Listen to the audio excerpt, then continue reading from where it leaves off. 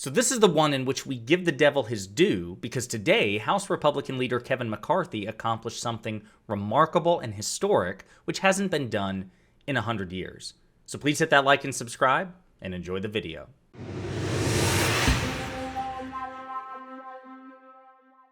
So I know what you're thinking.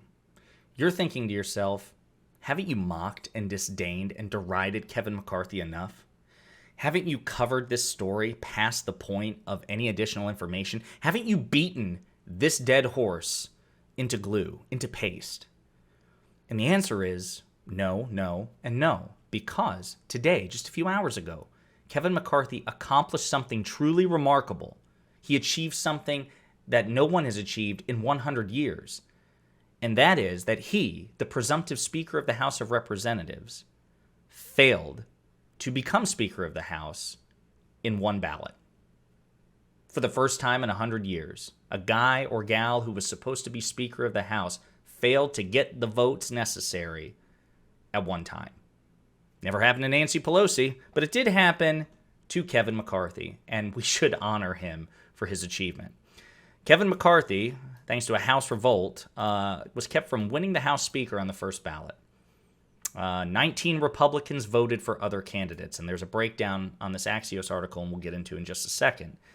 But again, this is the first time since 1923 that this has happened. Okay, so this is a uniquely humiliating experience for a man who is regularly humiliated, who basically lives in a state of shame.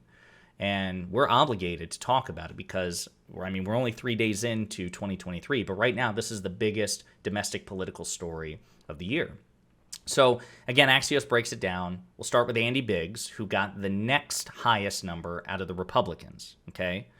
So, Andy Biggs, who's basically he's the leader of the Never Kevin group within the House Republican Party. He's the congressman going on all the news shows on Fox, OAN, Newsmax, and saying, look, I'm not going to vote for this guy, and I'm going to try to whip votes against him. He's too weak. He's too cowardly. He's not Trumpy enough.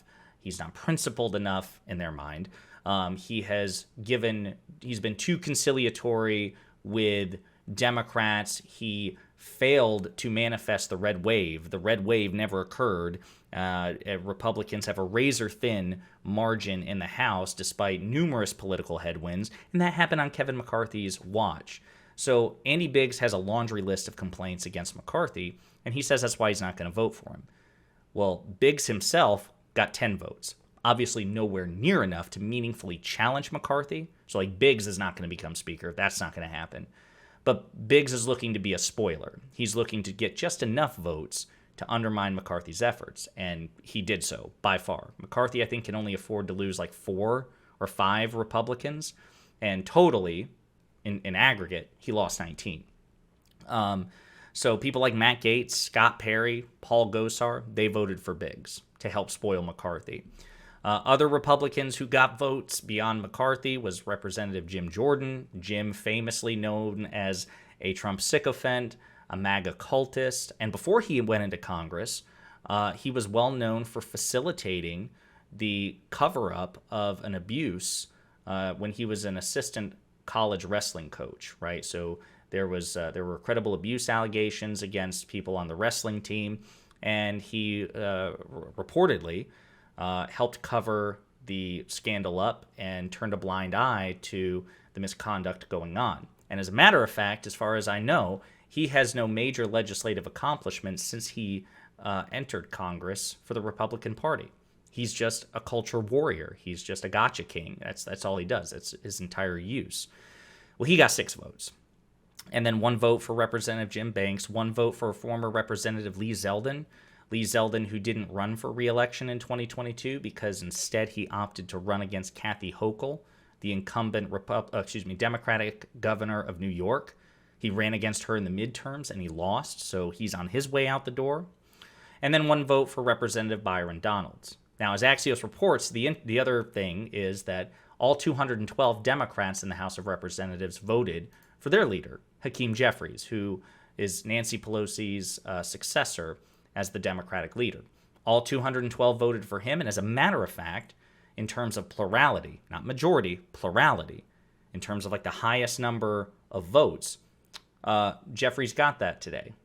He got 212, which was like 8 or 9 more than McCarthy got today, but not enough to become speaker, because you don't need, right now, you need more than a plurality. You need a majority.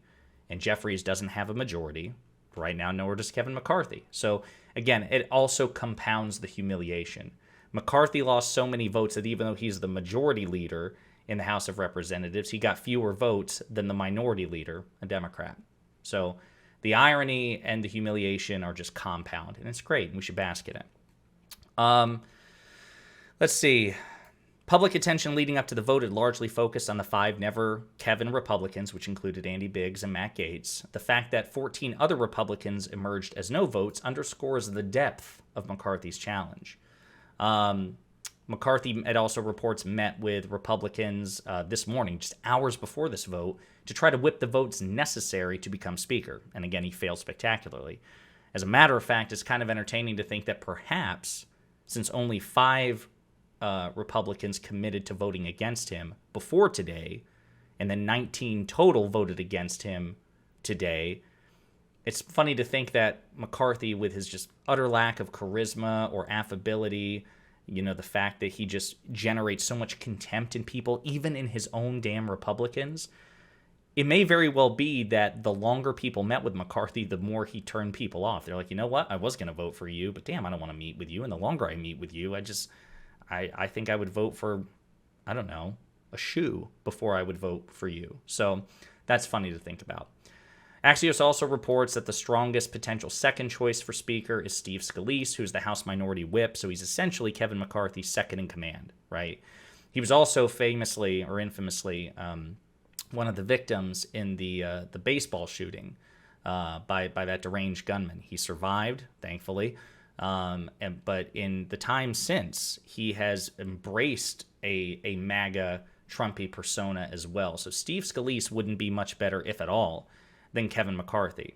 Now, the upshot for McCarthy is that Scalise says that he won't run against McCarthy for Speaker. He won't compete with the guy who's currently his boss to try to take his place.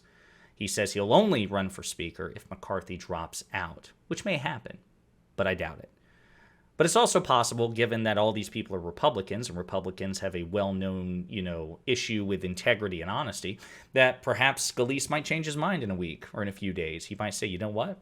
To hell with it. Why not? If it looks like McCarthy's, if he senses that McCarthy has blood in the water, why not? Why not go and challenge him and see if you can get the speakership yourself? So it's entirely possible.